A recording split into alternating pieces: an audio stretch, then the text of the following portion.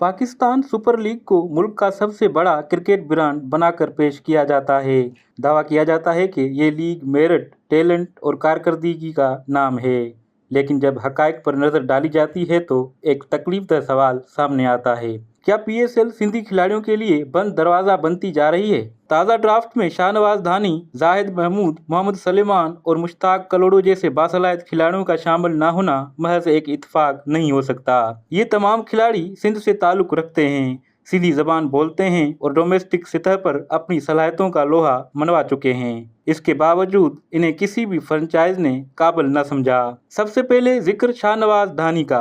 आखिर उन्हें कारकर्दगी के बावजूद गुज़श्ता 2 बरसों से किस बात की सजा दी जा रही है? कौन बताएगा कि उनका कसूर क्या है? शाहनवाज धानी वही बॉलर हैं जिन्होंने 2021 के पीएसएल में 11 मैचों में 20 विकेटें लेकर खुद को लीग का स्टार साबित किया।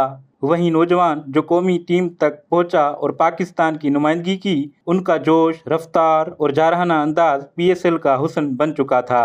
फिर अचानक ऐसा क्या हुआ कि वो मुकम्मल तौर पर नज़रअंदाज कर दिए गए? क्या कारकर्दगी अहम नहीं, या कारकर्दगी से ज़्यादा अहम ताल्लुकात और सिफारिशें हैं जो धानी के पास नहीं हैं? जाहिद महमूद और दीगर सिंधी खिलाड़ियों को भी देख लिया जाए तो उन्हें भी पाकिस्तान सुपर लीग का हिस्सा नहीं बनाया गया। जाहिद महमूद कौमी टीम का हिस्सा रह चुके हैं। मोहम्मद सलेमान और दीगर खिलाड़ियों ने भी डोमेस्टिक क्रिकेट में मुस्तकिल कारकर्दगी दिखाई, मगर जब पीएसएल की फहरिस्त जारी हुई तो उनके नाम गायब हुए।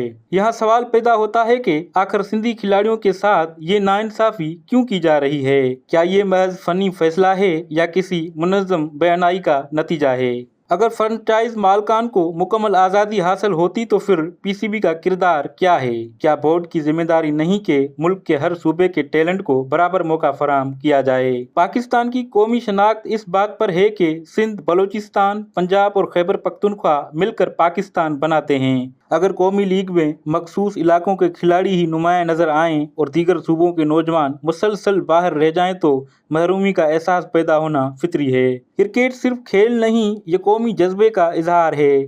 जब सिंध का कोई नौजवान कौमी सतह पर खेलता है तो सिंध के हर गांव और शहर के लिए फख्र का लम्हा होता है। लेकिन जब ऐसी सलाहियतों को मुसलसल नज़रअंदाज किया जाए तो ये सवाल ज़रूर उठेगा कि क्या ये लीग कौमी है? याद रहे कि इस लीग को लसानी शनाख्त दी जा रही है जिसके नताइज हरगिज़ मिस्बत नहीं होंगे।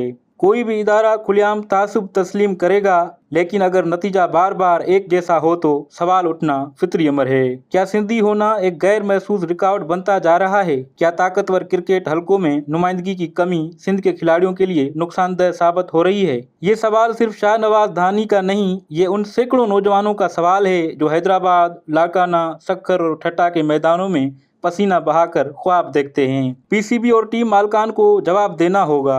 अगर पीएसएल वाकई मेरिट पर मुबनी लीग है तो इंतखाबी अमल को शफाफ बनाया जाए, कारकर्दगी के वाज़ेह मयार सामने लाए जाएं।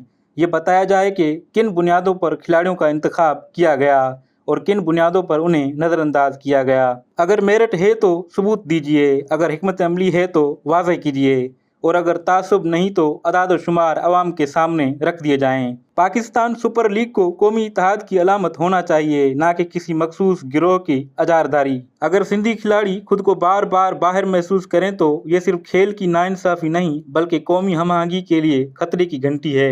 शाहनवाज धानी और दीगर सिंधी खिलाड़ियों का मामला सिर्फ क्रिकेट का मौजू नहीं, ये इंसाफ, नुमाइंदगी और बराबरी का सवाल है। और जब तक सवाल का वाज़ेह और शफाफ जवाब नहीं मिलता, यह सवाल गूंजता रहेगा। क्या पीएसएल में सिंधी खिलाड़ियों के लिए दरवाजे वाकई बंद हो चुके हैं?